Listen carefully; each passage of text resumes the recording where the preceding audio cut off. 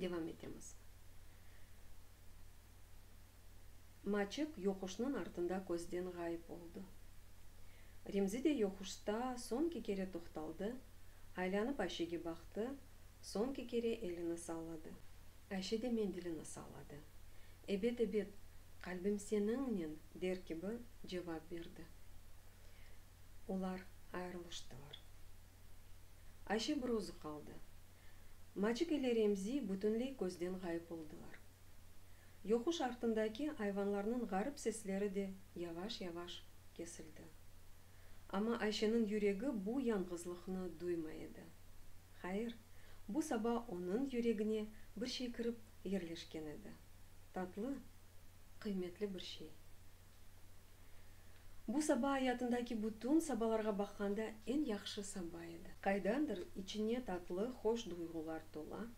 Бүтүн менлиги эле бир куш кеби канат какка. Учуп келин каяга кунмак. Отуп sevinçini dünyaya bildirmek istey. Ayşe özünü da hiç bir vakit böyle baktlı his etmegen edi. Hayatında pek tatlı, pek hoş şey olgan edi. Ne edi? Bunu yakşı bilmey, ama duya edi. Tutun aranlarına taraf adımladı. Yüksek kayalarının arasındaki dar yolnen keti. Kadife yorganen örtülgen de yem yeşil otlu bir çayırga çıktı. Шунда ашагыда кой, баглар, бакчалар көзүнүн алдында ачылып тура эди. Адымларыны эксилтмеди, чайырдан кечти, түземликке энди.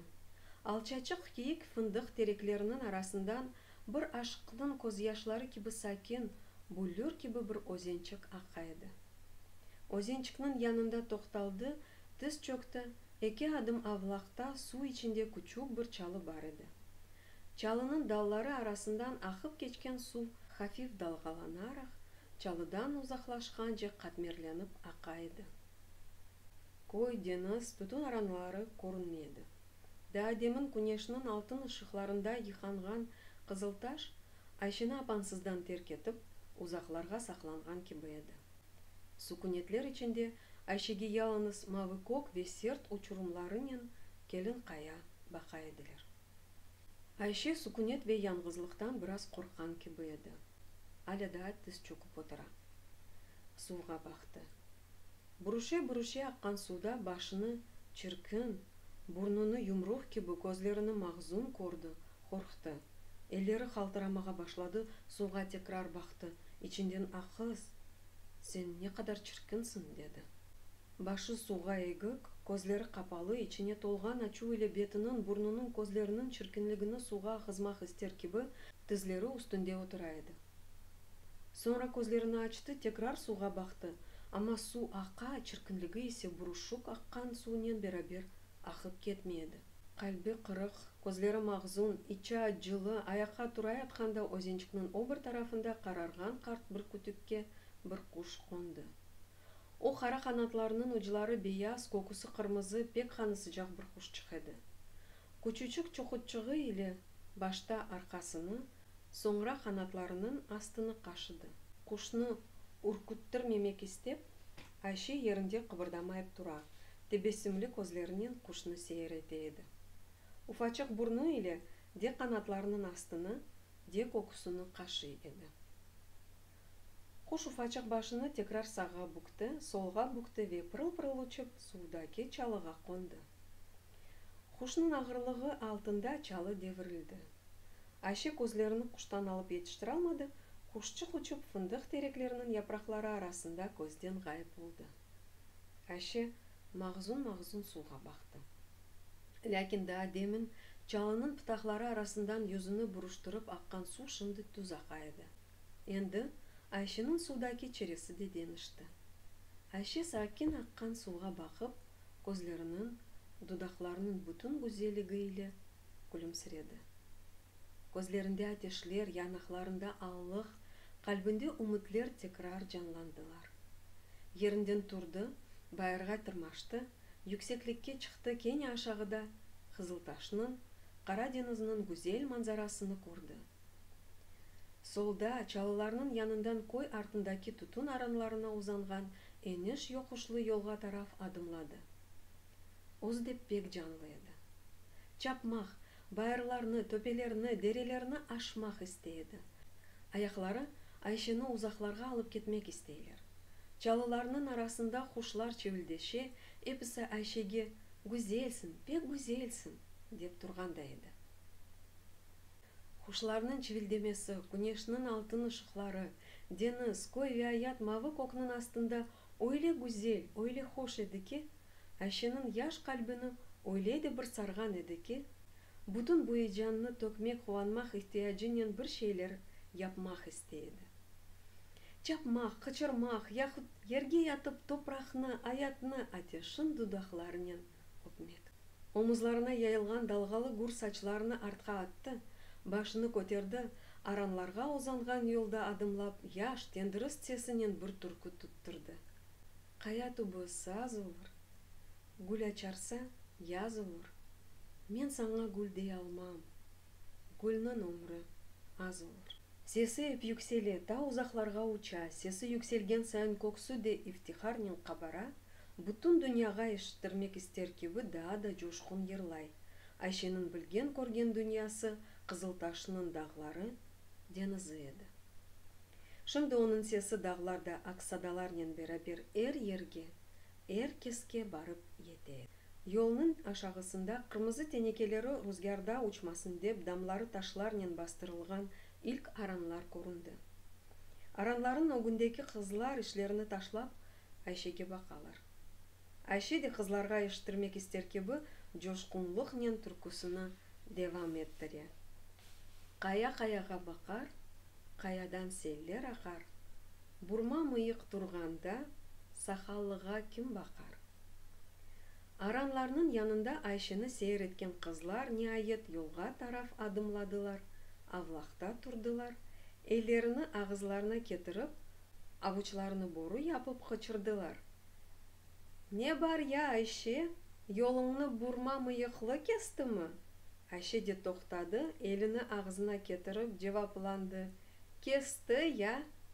Kızlar Ayşe'ge yakınlaşıp başladılar. Ayşe de kızlarga taraf adımladı. Epısının ayaklarında çarıklar, dizlerine көтерілген kırmızı, beyaz, averenki yün çoraplar, yolunun kenarında çalı çırpılarının örtülgen alçak taş divarının артында toxtadılar. Sert topraknen oğraşmaktan elleri, parmakları kuru ve çatlak idi. Güneşlerde kızargan, yangan, toz toprak içindeki betlerinden topraktan dolğanğa benzey, toprakның balaları gibi ediler. Tek Ayşe olardan fark eteydi. O Korantanın yekeni kızı edi. Kumral, parlak saçlı Ayşe akşamları anası onun yanaklarına, ellerine, ak gerdanına mis yakkanı için bir gül gibi kokulu ve taze edi.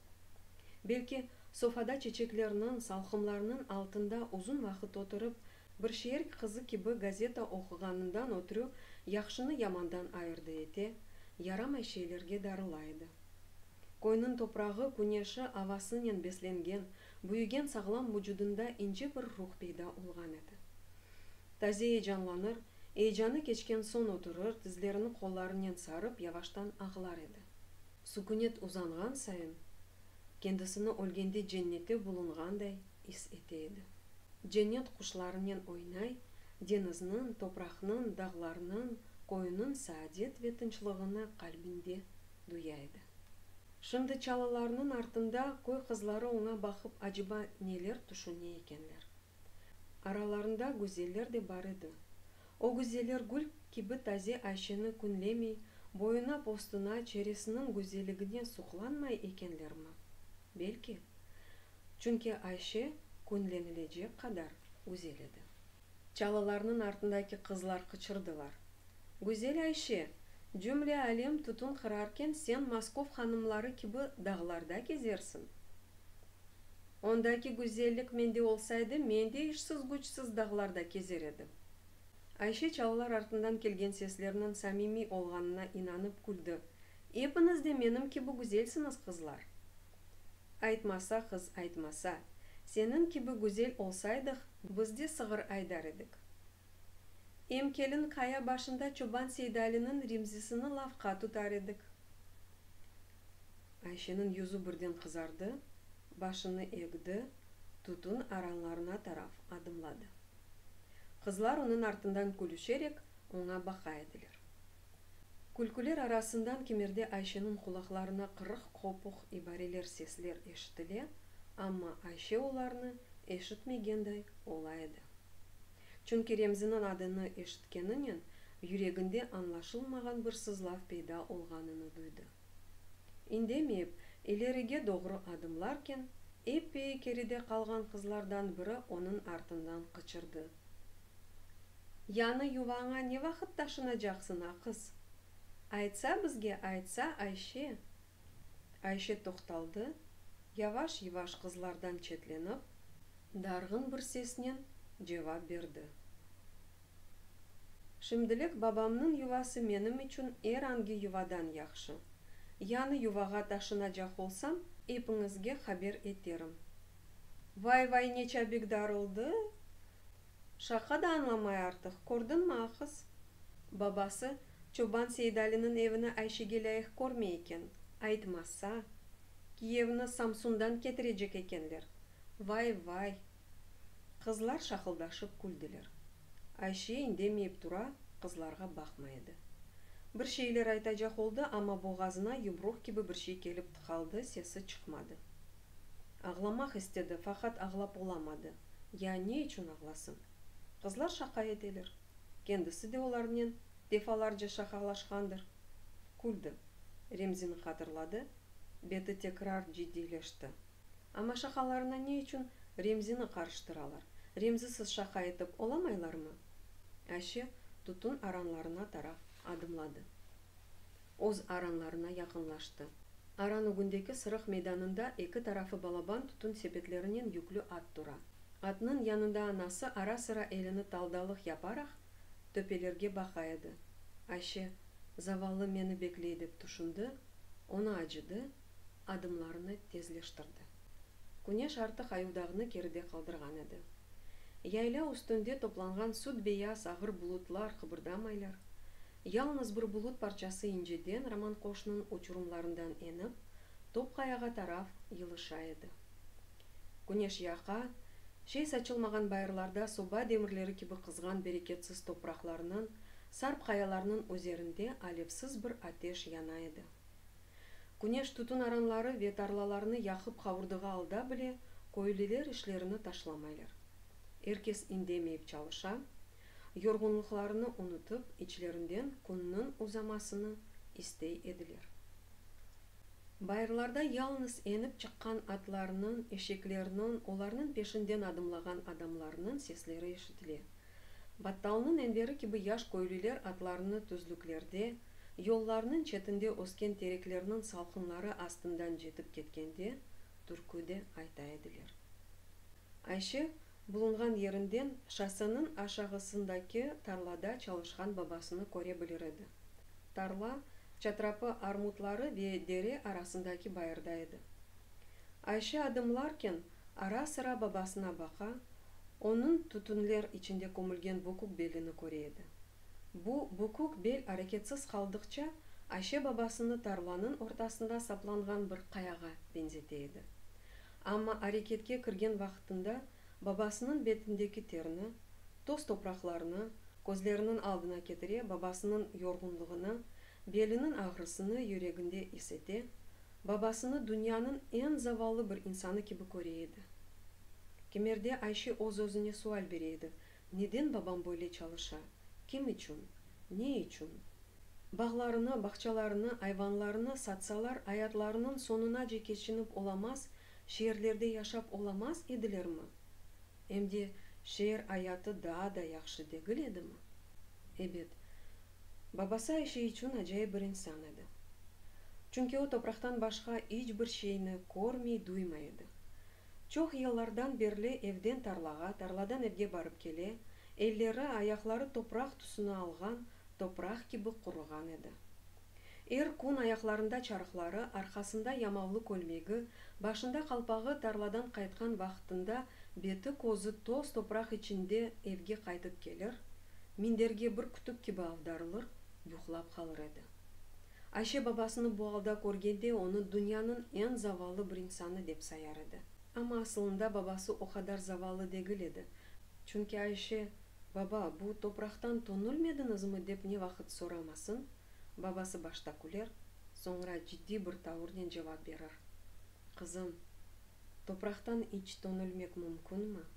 Топурактын инсанга берген зевкini, саадетini дүйнөдө эч бир шей берип оламаз.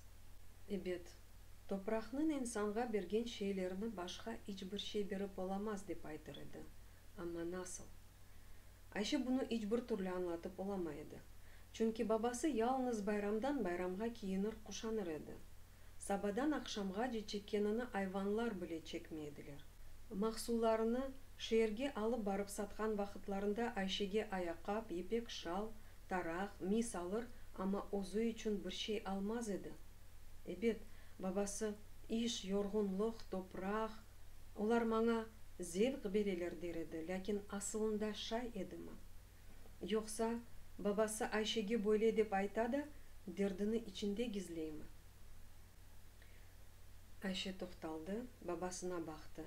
Оңа юрегинин көзлөрүнөн бакты. Жээнеми күнөшүнүн алтында, аркасында көлмеги сымсылак, бети козу топурак, зефир ичинде, маңлайында тер. Айше башыны эгди. Бу саба бабасы үчүн явлукка бир тилим өтмекнен бир баш сарымсак сарганын катырлады. Көзлөрү капалды. Узун кара кирпиклери арасынан куртулган көз яшылары янакларынан дудакларына тыгырды. Сесini чыкармайып аглай, жүрегинде бир сес: «Кетмем. Дуньяларны берселер биле бабачыгымны ташлап кетмем» дей эди. Ниаят башыны көтерди.